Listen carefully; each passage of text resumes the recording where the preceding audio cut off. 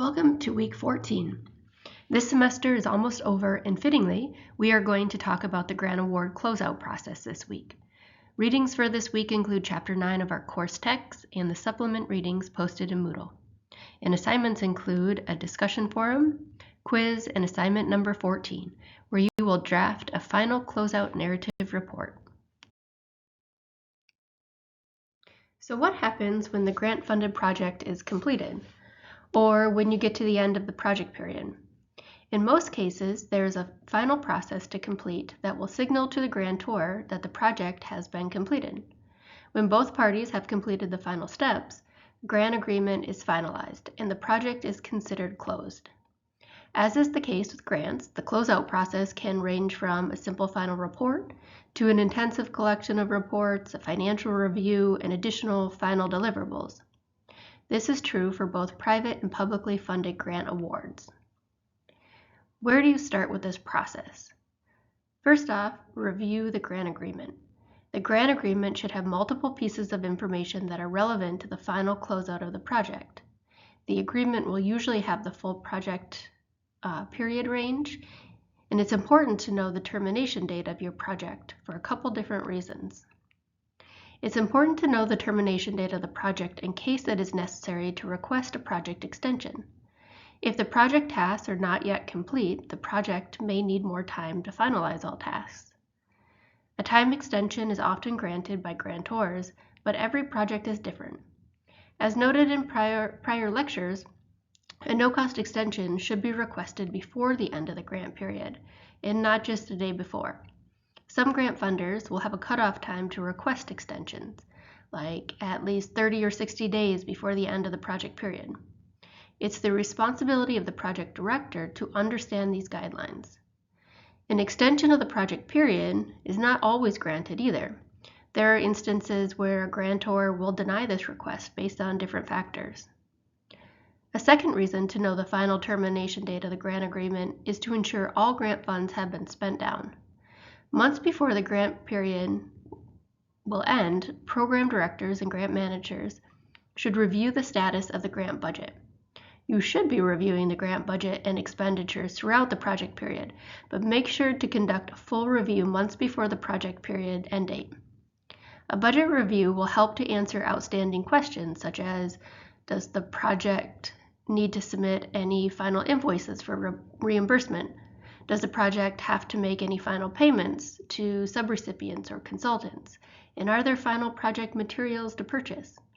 These questions should be asked and answered leading up to the termination date to allow the project time to complete any such remaining tasks. If you wait until the final days of the project period, you run the risk of missing out on the ability to cover these expenses. Some projects have a hard stop line where grant funds cannot be expended after the termination date. Organizations that spend grant funds outside of the project period may not have expenses reimbursed, and this could be an audit issue during the annual audit process. Most grant programs will require some version of a final report. If the project has required quarterly progress reports throughout the project period, the final report may just be the final quarter report, or it could be a final cumulative narrative report that summarizes work throughout the entire period. A final report will often highlight progress towards the outcomes and goals of the project, as well as the overall impact project tasks have had on the target population. The format and content of the final narrative report is as varied as every other part in the grant world. A final one-page summary may be sufficient for some funders, while others require a comprehensive report with data that has been collected throughout the project period. In Chapter 9 of this course text this week, one of the examples outlined required significant data to close out a Department of Education's Gear Up project.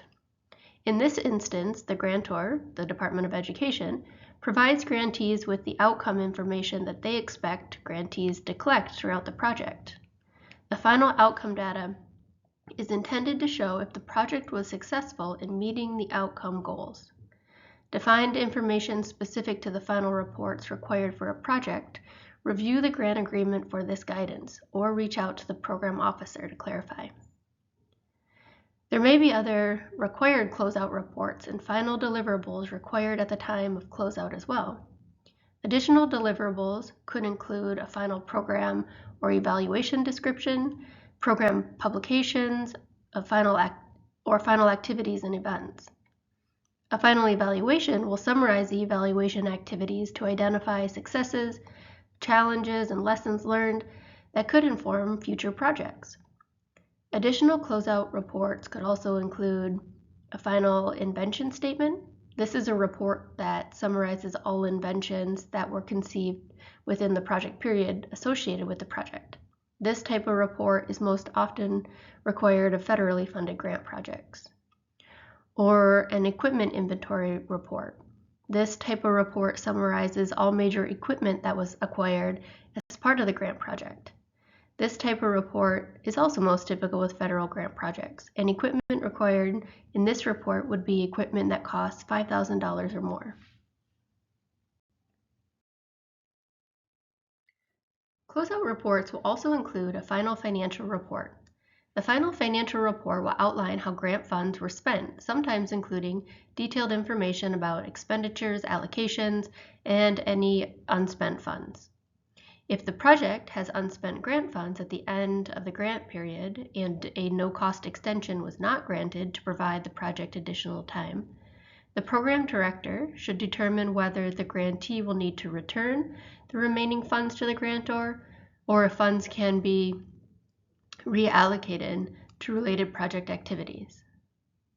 For federally funded grant awards, the final financial report is called the SF-425. The SF-425 Federal Financial Report is a cumulative statement of received and expensed grant funds. Refer back to Week 6 to review a sample of the SF-425 financial report. For non-federal funds, the grantee or the grantor may provide a specific financial template or may request a final financial report in the grantee's format of choice. To prepare to close out a grant project, take the time needed to gather all supporting documentation, receipts, and records to demonstrate proper use of grant funds. It is typical for program directors to collaborate with the financial office of their organization to help prepare the final financial report. In addition to the final reports we just discussed, there are additional types of final closeout reports that may be required with different types of grant programs. Make sure you are aware of all of the final closeout reports required. The timeline to complete final closeout reports also varies across grant programs.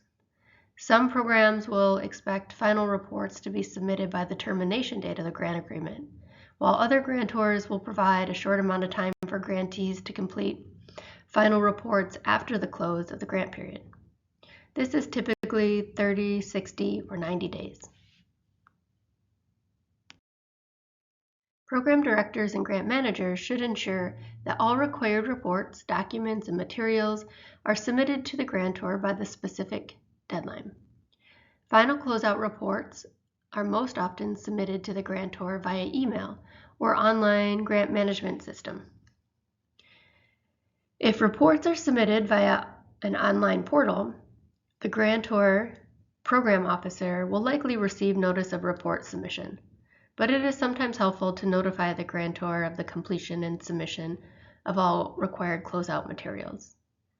After the submission of final closeout reports, the grantor program officer may follow up with questions or may request additional information. I recommend that grant managers timely respond to questions, clarifications, or issues sent by the grantor throughout the closeout process. A final part of the closeout process is to organize the final documentation for retention in the grant project file. The grantee should maintain copies of all relevant documents, reports, and records for the grant project for future reference in relation to additional programming and to have on file for the next financial audit. Program directors should also check the agreement guidelines, as many grant-funded programs will require grantees to maintain all project reports and program documentation for a certain period of time. Generally, federal grant awards request grantees maintain grant records for at least 3 years, but there are differences across grant projects. It is important to note that all final closeout reports and procedures will vary depending on the requirements of the grantor and the terms outlined in the grant agreement.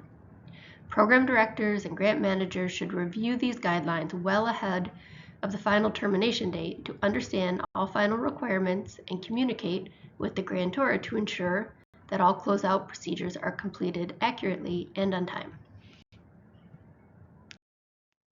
We have spent a good part of this course working through different topics related to grant management. Most of these topics are relevant to grant-funded projects across grantee organizations and grant recipients. It's important to note that grant management practices and procedures for grant-funded projects and programs within Native American communities should be developed with the tribal sovereignty of Native nations at the forefront. The federal government has a trust responsibility to tribal nations to honor the nation's sovereignty and engage in government-to-government relationships, as do private foundations and other funders. This does not necessarily mean that tribal nations are exempt from reporting requirements of a grant award or from submitting modification requests. All grant recipients will need to follow these general guidelines. However, tribal sovereignty is incorporated into effective grant management across tribal communities through many practices and procedures. Broadly, this means that tribal communities have the right to govern themselves. We are talking within the context of grant awards and grant management here. While sovereignty certainly extends well past this discussion, tribal entities and organizations set their own policies and procedures and make decisions in the best interests of their tribal nation. This impacts how grant projects are identified and developed, how they are implemented, and how they are managed, as it should be. This should maybe be the first slide of this course. Native American communities face unique challenges and identified needs. This requires additional collaboration and communication between the grantor and the grantee. This is important to recognize and to keep at the forefront of all grant management practices.